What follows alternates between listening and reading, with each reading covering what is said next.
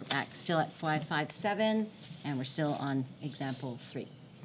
Okay, so we need to know that distance is speed times time, and therefore speed is distance over time. So I have the distance, and I need to know how long.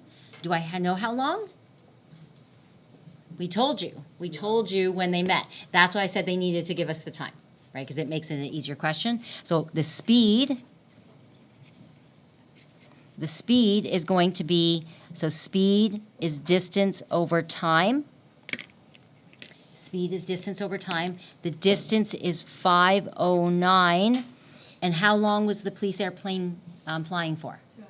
2 hours, because they went from 6:30 till the 8:30. Not 2.5 hours. They had to take half an hour, I guess, to fuel the plane, all that sort of stuff, get ready and get onto the plane. So they left at 6:30, so it'll be 2 hours. So 2 hours, right? So that's from the question. Do you want an arrow? So this is from the 6:30. So I'll put an arrow here. So this is from 6:30 to 8:30. You don't have to write that, but that's just my brain. The police took 2 hours, and then so I'm getting, when I divide that, I'm getting 255 kilometers per hour. Oh, I don't need that yet, but I'm going to do a sentence. So therefore, the speed is 255 kilometers per hour, and we need direction. Oh, we're not done. Direction. So remember, all of these questions are just breaking it down to find the length and find the angles, right? Find the length and find the angle. So I found the length of that side. See, cosine law, easy. And then all I had to do was the speed.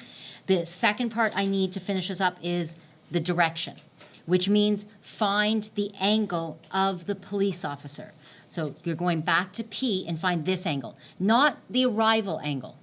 I want the departure angle. What direction should the like turn right? No, turn left. You're giving the direction of the person here at P. Some people go, should I find this angle? No. That's your arrival angle. Does that make sense? I want the departure, when you're leaving the police station, the police airport. So get me this angle. So what I want you to do is get this full angle here, and then you're going to subtract the 45 from it. So that's where I was saying before, is that you need to know is a Z pattern, so I'm going to take away that little 45 from it, because then I'm going to do the northeast, southwest. So can you get me the whole angle first, please? So get me, can I use theta here? I'll use theta. Okay, I want to use theta there. So how do I get the angle? Up to you. Which one do you want to use? Cosine or, right? Cosine would do this one, or sine law. Sine law? Yeah, we've got the angle in its opposite now. We have this, which is 255, and this is, 509. So this is 509 and 85, sine law. All right, either one, you can use either, but I'm going to use sine law. So we're going to do sine theta over 500 equals sine 85 over 509. Good? Right, so show me that, and then you can do this all on your calculator. Bring it up, and then inverse. So if you don't need to show the next step, right? So we've talked about the steps. You can show me another step, but you don't have to. So if you don't show me the next step and you just do it on your calculator, you're going to get approximately, I want nearest unit. What'd you get? So punch it in. I'm going to go 500 sine 85 divided by 509 equals, and I do inverse sine. I'm getting 78. 78, so approximately 78 degrees. Which is that whole angle there. But when you give a direction, are you going to say, head 78, go, go? You'd be like, I'm sorry, what? You can't tell them to say head 78, right? So you're going to have to say head north something, something, or east something, but you can't just say 78. Does that make sense? 78 doesn't make sense. So if you know that little slice here, this whole slice here is 78, but the little slice is 45, because we know the Z pattern, 78 minus 45 would get me this little bit here. So then we go, therefore, 78 minus 45 equals, what's that going to be, 33? So 33 degrees. So this part here would be 33 degrees, this little slice here.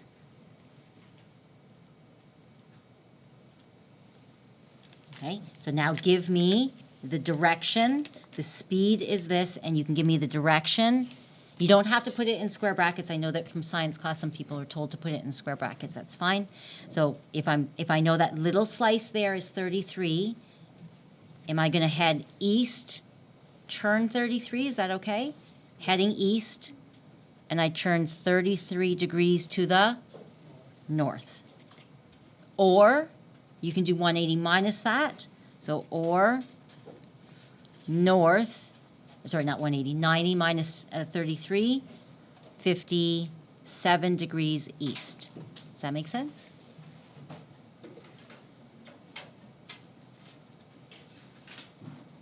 Okay, questions? Oh, wait, bearing. Give it to me as a bearing as well. Or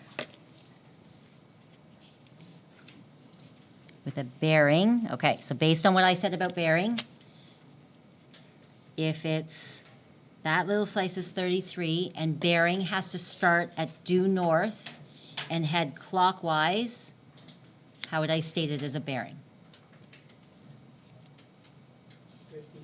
57, bearing of 57 degrees, yeah. Bearing of 57, due north and turn 57 degrees.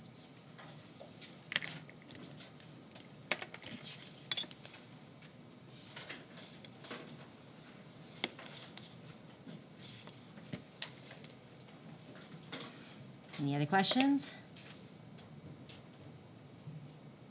So whenever you get these directions, again, it's a triangle and you're just trying to fill in these slices. You're just trying to fill in the corners and find the lengths. It's always right back to a triangle question. Okay, same thing when we get to the grade 12. I describe it in some way, you break it up, it's the same thing. We put vectors to it, so we just add a bit more, yep. How is like east 33 degrees north the same as N 57 degrees east? So we go east and we turn 33. If I was heading north, I go 90 minus 33. So 90 minus 33 is 50, 60, 70, 80, 90. So 57, is that right? You do that right. So 57, 90 minus that, so head there. You'll still hit in the same line. Okay. It's always 90 minus to get that amount there. You're trying to stay in that corner, the 90 corner, right? Okay. All right, good.